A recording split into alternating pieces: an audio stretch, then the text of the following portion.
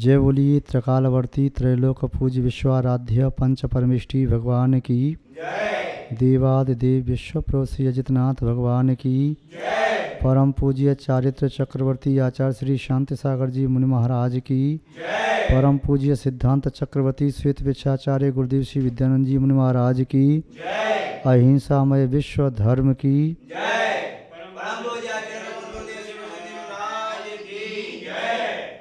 धर्म स्नेही सत श्रद्धालु यहाँ पर उपस्थित आप सभी भव्य वर पुंडरीक पुण्यात्मा महानुभाव, जीवन में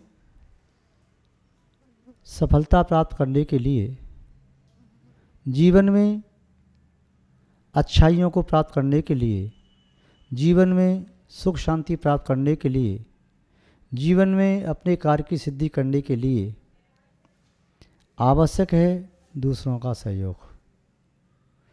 बिना सहयोग के कोई व्यक्ति एकाकी जब चलता है तो वह मार्ग में नर्वस हो सकता है, उदास निराश हो सकता है। अपने उत्साह के साथ चले तब संभावनाएं मार्ग में सहयोगी मिलते हैं, मित्र भी मिलते हैं। मित्रों के बिना जीवन अधूरा होता है। मित्रों के बिना प्राप्त की हुई विजय पूर्ण आनंद को नहीं दे सकती। मित्रों के बिना लोग कहते हैं भोजन भी अच्छा नहीं लगता। चार मित्रों के बीच में अपनी किसी उपलब्धि को बताया जाता है तब मन आनंद से भर जाता है। जिन्हें व्यक्ति अपना मानता है उसे अपना सुख दुख बताता है, उपलब्धि भी बताता है और अपनी हिरासमान अवस्था को बताता है, अपनी प्रतिकूलता वेदना पीड़ा दुख दर्द भी बताता है। मित्रों का सहयोग ऐसा माना जाता है कि भगवान की तरह से होता है। जब व्यक्ति अपने जीवन में नर्वस हो गया हो, वह बेसहारा और बेचारा अनाथ जैसा हो रहा हो, तब मित्र आकर के उसका दामन थाम लें तब ऐसा लगता है किसी भगवान ने ही मित्र के रूप में आकर के मेरी सहायता की है। मित्र निस्संदेह दुखों को दूर करने में समर्थ है। मित्र उलझन को सुलझा देते हैं। मित्र प्रतिकूलता में अनुकूलता बना देते हैं। मित्रों के बीच में प्रतिकूलता भी अनुकूलता रूप महसूस होती है। मित्र वे हैं जो हमें समागत प्रतिकूलता से, विपत्ति से, आपत्ति से, दुखों से बचाते हैं। मित्र वे हैं जो हमें अहित के मार्ग से बचा करके हित के मार्ग में लगाएं। मित्र वे हैं जो हमारे गुणों को प्रकट करने के लिए हमें प्रेरित करते रहें। मित्र वे हैं जो हमें सहारा देने के लिए हमेशा तत्पर रहें। मित्र वे हैं जो स्वयं दुख झेल करके भी हमारा उपकार करने के लिए तैयार रहते हैं और हमारे साथ किए हुए अच्छे कार्य को एहसान मान के नहीं कहते मैंने तेरे साथ ऐसा किया। सहजता में वे मित्र होते हैं। जीवन में मित्रों का सहयोग परम आवश्यक है। चाहे आप किसी भी क्षेत्र में जाएं, उस क्षेत्र में सहयोग करने वाला जो कोई भी है वह तुम्हारे मित्र की तरह से है। मित्रों का सहयोग हम मानते हैं द्वितीय स्थान पर होना चाहिए। प्रथम स्थान उनका है जो हमारे कार्य में बाधक हैं। देखो, शत्रुओं से बच जाओ, मित्र तुम्हें बहुत मिलेंगे। शत्रुओं के बीच में घिरे हुए होगे तो शायद मित्र तुम्हारी रक्षा न कर पाएँ, सहायता न कर पाएँ। पाप से बच जाओ, पुण्य तुम्हें अनायास ही प्राप्त होने लगेगा। बुराई से बच जाओ, भलाई तुम्हें अपने आप मिल जाएगी। अंधकार से बचो, प्रकाश अपने आप तुम्हारे पास आ जाएगा। इसी तरह दुखों का परित्याग करो, सुख की राहत में मिल जाएगी।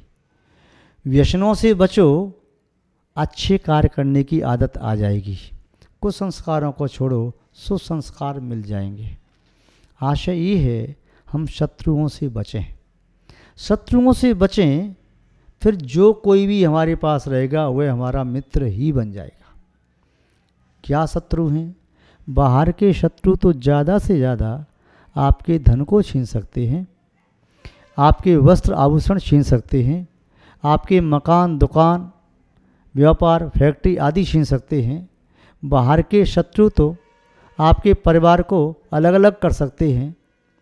इन सब के छिन जाने के उपरांत भी व्यक्ति सुख शांति का अनुभव कर सकता है। सबसे ज़्यादा घातक होते हैं अंतरंग के शत्रु। बाहर में मित्रों की भीड़ भी लगी हो तो क्या फर्क पड़ता है, यदि अंतरंग में शत्रु बैठे हुए हैं तो वे शत्रु शांति से न बैठने देंगे। जैसे किसी व्यक्ति को शरीर में कोई वेदना है, पीड़ा है, वह पीड़ित व्यक्ति तड़प रहा है, कैंसर से, बुखार से, दर्द से या और किसी परेशानी से बिलख रहा है, उसे एसी रूम में भी रख दिया जाए तो क्या फर्क पड़ रहा है। अंदर से जो कष्ट हो रहा है, बाहर से उसे अच्छे अच्छे पकवान भी दें, अच्छे चित्र भी दिखाई दे रहे हैं, सुगंधित वातावरण है, कोई पिक्चर भी दिखाई जा रही है, अच्छे गाने भी सुनाए जा रहे हैं, उसे धर्म वाक्य भी सुनाए जा रहे हैं, उससे क्या फर्क पड़ेगा। कष्ट तो अंदर से हो रहा है। ऐसे ही जब तक अंतरंग के शत्रु जीवित हैं और वे निरंतर हमारे ऊपर प्रहार कर रहे हैं, अपने कार्य करने में सक्रिय हैं, तब तक बाहर के मित्र हमारा क्या करेंगे। अंदर के मित्र भी हमारे हैं, वे अंदर में साथ दे सकते हैं। तो पहले हम समझें कि अंदर के शत्रु कौन है। शत्रु समझ में आ जाए तो मित्रों को पहले खोज किया जाए। केवल 4 शत्रुओं की चर्चा करते हैं। सबसे पहली बात, मस्तिष्क का शत्रु है अभिमान, अहंकार। ज्यों ही बुद्धि में अहंकार आता है, अभिमान आता है, संपूर्ण सुत ज्ञान जहर बन जाता है। वह शास्त्र की बातें उसके लिए उत्थान का नहीं, पतन का कारण बन जाती हैं। जैसे अहंकार आता है, व्यक्ति फिर अंधा जैसा हो जाता है, उसके ज्ञान पर पर्दा पड़ जाता है और वह पततोन्मुखी हो जाता है। मस्तिष्क की कितनी भी आपने मेहनत की, कितना परिश्रम किया, खूब दिन रात मेहनत करके शब्द ज्ञान को संग्रह किया आपने, बहुत सारा शब्द ज्ञान हो गया, किंतु उसके साथ अहंकार घुस गया। शब्द ज्ञान के साथ साथ वह मित्र की पोशाक में अहंकार घुस गया। अहंकार घुस गया, सारे शब्द ज्ञान को जो अमृत की तरह से था सबको जहर बना दिया। तो मस्तिष्क का शत्रु है अहंकार, अभिमान। नेत्र हैं, नेत्र का शत्रु क्या है। नेत्र ठीक हैं, अच्छा देख रहे हैं, जो वस्तु जैसी वैसे दिखा रही है, किंतु यदि आँखों में वासना घुस गई तो ये आँखें तुम्हारे लिए अभिशाप हो गई। आँखों में वासना घुस जाती है। और आश्चर्य की बात तो ये है कि वासना आँखों में बंद हों आँखें तब भी घुस जाती है। बाहर का दृश्य देखने के लिए तो आँखें खोलनी पड़ती हैं, किंतु वासना के लिए तो आँख बंद करके भी वासना उसमें समा सकती है।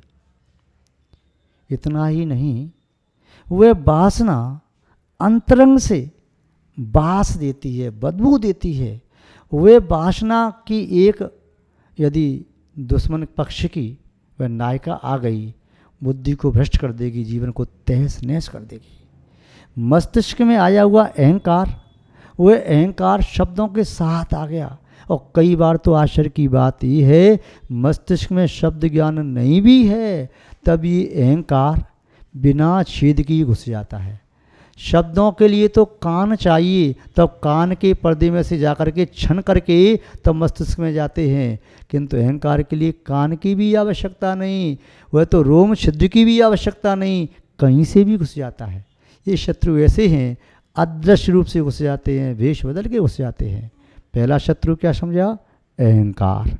दूसरा शत्रु वासना। तीसरा शत्रु है जो हृदय में बैठती है, वो क्या है? वह है तृष्णा। तृष्णा की खाई खूब भरी पर रिक्त रही, पर रिक्त रही। यह तृष्णा ऐसी नागिन है कि यह ऐसा डसती है कि व्यक्ति होश में भी नहीं आ पाता, मूर्छित हो जाता है, बेहोश हो जाता है। वह व्यक्ति तृष्णा के कारण अपने स्वभाव को भूल जाता है। क्या है मेरा स्वभाव, क्या है मेरा गुण, क्या है मेरा धर्म। और तो और तृष्णा जब बढ़ती है तो चाहे वस्तु प्राप्त हो तब भी बढ़ती है और वस्तु प्राप्त नहीं हो तब भी बढ़ती है। तृष्णा का जन्म प्राप्ति पर भी होता है और अप्राप्ति पर भी होता है। खेत में अंकुर तो पैदा तब होता है जब बीज डाला जाए, किंतु तृष्णा का अंकुर चाहे कोई लाभ नहीं हो फिर भी लोभ जन्म ले लेता है और लोभ तृष्णा के साथ आता है। लोभ और तृष्णा का तो ऐसा साथ है जैसे चोली दामन का साथ हो, चंद्रमा उसकी चांदनी का साथ हो, पुष्प पर उसकी गंध का साथ हो, तो तृष्णा आ जाती है। लाभ होता जाता है तब भी बढ़ती जाती है और कहीं हानि हो गई, घाटा लग गया, किसी ने छीन लिया, तब भी तृष्णा बढ़ती चली जाती है। तो तृष्णा तीसरा शत्रु है। चौथा शत्रु है जो बैठता है नाभि स्थान पर, उसका नाम है बेईमानी। बेईमानी, लोग कहते हैं बेईमानी और बीमारी पेट से आती है, पेट से ही बीमारी आती है, पेट से ही बेईमानी आती है। उसका स्थान पेट है, उदर है। यदि उदर में उदारता है तो तुम ईमानदारी का परिचय दोगे, बेईमानी आ नहीं पाएगी, ईमानदारी के फाटक लगा दोगे। उदारता है, बांट करके खाओगे तो कब्ज नहीं होगा, बीमारी नहीं होगी, बीमारी नहीं आएगी। तो ये चार शत्रु हैं, इनके चार घर हैं। अहंकार का घर है मस्तिष्क, वासना का घर है नेत्र, तृष्णा का घर है हृदय और बेईमानी का घर है नाभि। अब ये चार शत्रु हैं, इन चार से कैसे बचा जाए? तो अपने चार विश्वस्त व्यक्तियों को खड़ा कर दो। पहले बड़े बड़े राजा होते थे, उसके राजा के बड़ा बड़ा महल होता था, उसके बड़े बड़े दरवाजे होते थे। चारों दरवाज़ों पर एक एक स्वट को खड़ा कर दिया।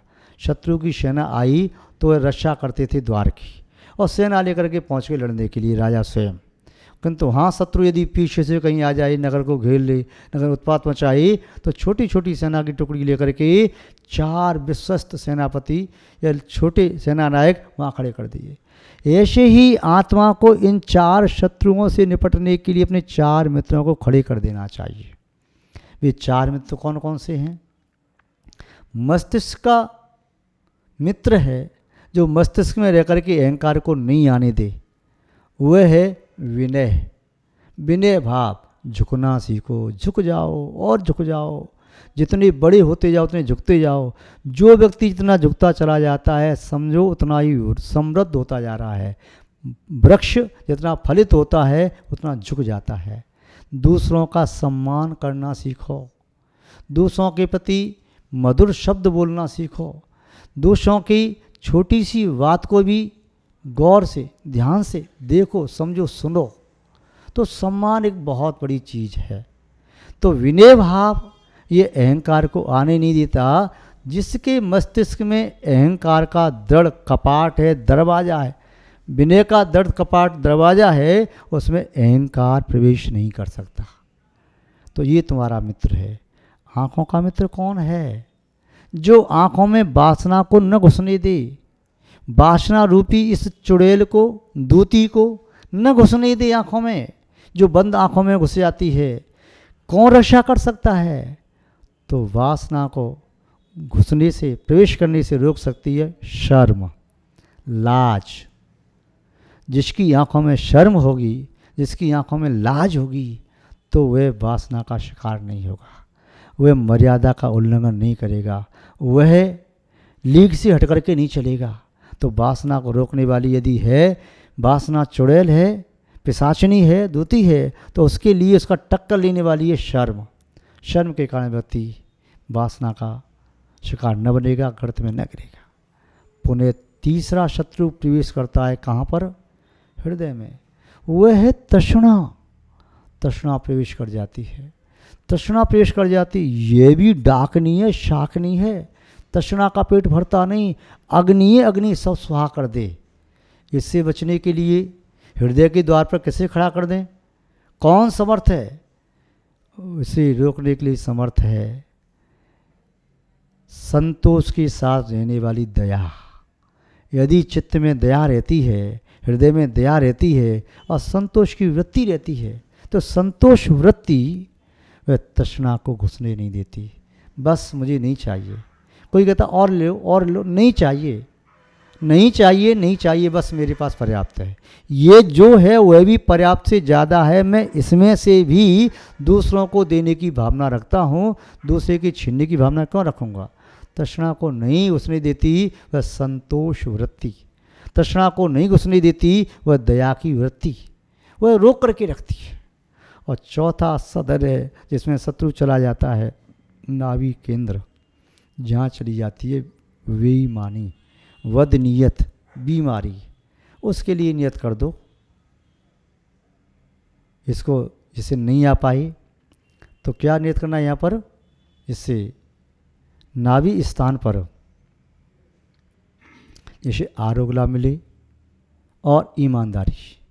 यहाँ पर बेईमानी को रोकने के लिए ईमानदारी है, बीमारी को रोकने के लिए आरोग्य लाभ है। आरोग्य लाभ का आशय तब मिलेगा जब शुद्ध आहार होगा, उदर में जो पहुँचे शुद्ध पहुँचे। ईमानदारी के विचार यहाँ से निष्पन्न हों। ये झरना जब भी फूटे तो ईमानदारी का जल निकले।